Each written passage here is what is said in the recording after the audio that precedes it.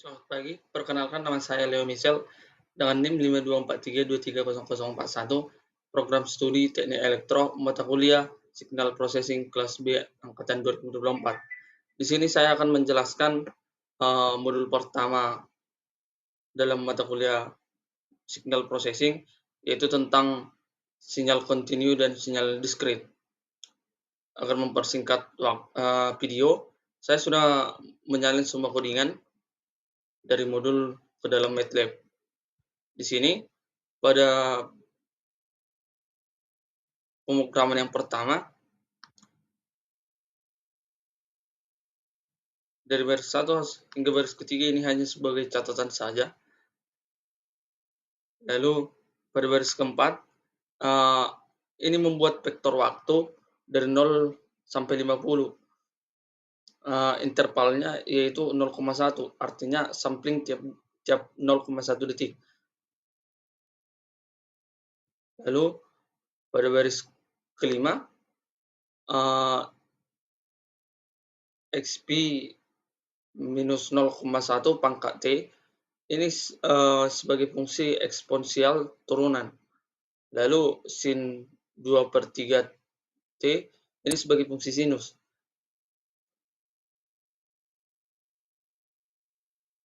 Lalu pada baris ke-6,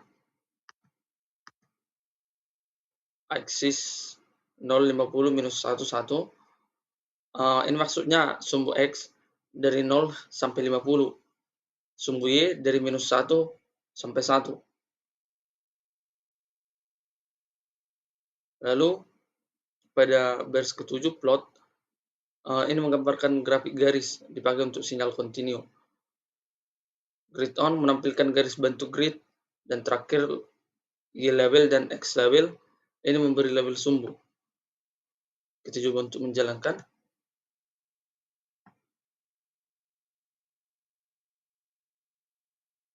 Ini adalah bentuk sinyal kontinu yang dihasilkan.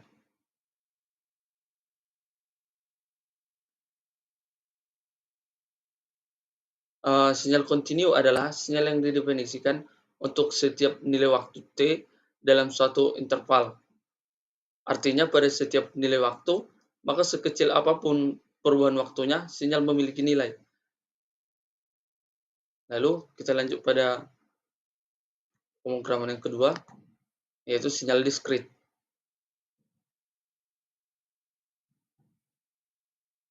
Seperti yang di awal tadi, bahwasanya baris pertama dan baris ketiga adalah hanya sebuah catatan. Lalu pada baris keempat, membuat indeks diskrit dari minus 2 sampai 7. Baris kelima X mendefinisikan nilai sinyal secara langsung, jumlah elemen harus sama dengan jumlah indeks. Baris keenam, stem menampilkan grafik diskrit atau grafik batang.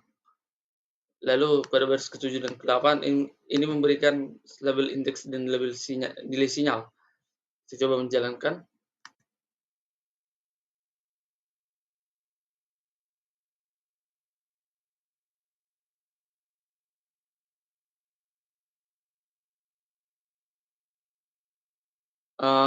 Ini adalah hasil dari pemrograman yang tadi, menampilkan sinyal diskrit. Sinyal diskrit adalah sinyal yang hanya memiliki nilai pada waktu-waktu tertentu. Pada pemrograman ini, nilainya hanya pada minus 2, minus 1, 0, hingga 7. Minus 2 hingga 7. Lalu, apa perbedaannya dengan sinyal kontinu? Perbedaannya yaitu terdapat pada domain waktu. Jika pada sinyal kontinu, domain waktunya berupa bilangan real, sedangkan pada diskrit itu bilangan bulat.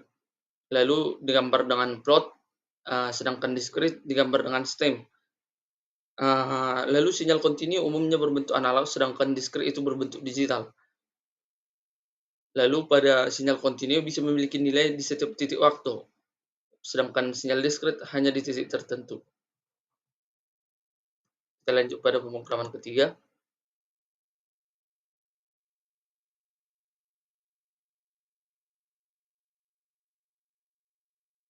Di sini ada sebuah pemrograman tentang sistem pinjaman ke bank. Jadi pada baris ke-6 ini yaitu meminta nilai input nilai awal pinjaman. Lalu yang baris ke-7 input input nilai bunga tahunan dalam bentuk desimal. Misal 15% itu 0,15 desimalnya. Lalu baris ke-8 C input ini nilai angsuran per bulan. Lalu Y ini baris ke-10 ini mendefinisikan vektor kosong untuk menyimpan hasil. Lalu pada baris ke-11 menghitung sisa pinjaman bulan pertama. Lalu pada baris ke-13 perulangan sampai 36 bulan ataupun pembayarannya selama 3 tahun. Baris ke-14 perbedaan beda eksklusif atau nilai sekarang tergantung nilai sebelumnya. Lalu pada baris ke-15 jika pinjaman sudah lunas maka pembayaran akan berhenti. Lalu kita coba untuk menjalankannya.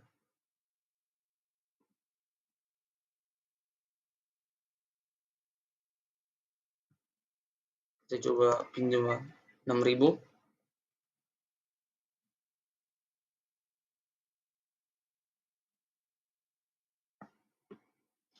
(0,15) 300 per bulan.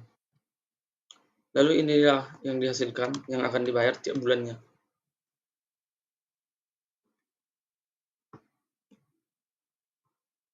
Lalu kita lanjut pada pemrograman keempat.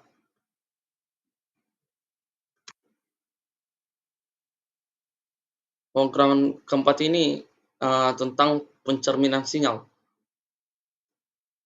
Jadi pada baris kelima X 170 ini mendefinisikan sinyal. Lalu pada baris ke-6 menampilkan indeks 0 sampai 9. Pada baris ke-7 NF mengubah indeks menjadi negatif secara matematis xn diubah menjadi x negatif n. Lalu pada baris ke-8 subplot membagi layar jadi satu baris dua kolom posisi pertama.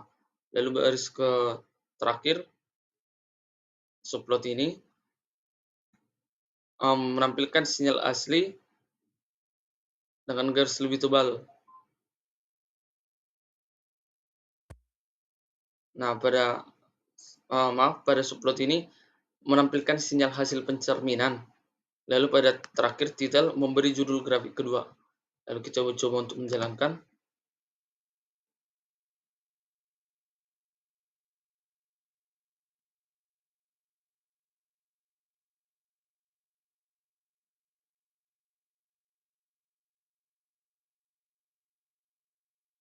Nah, jika kita perhatikan operasinya pada pertama yang saya sebutkan yaitu xn diubah menjadi x negatif n.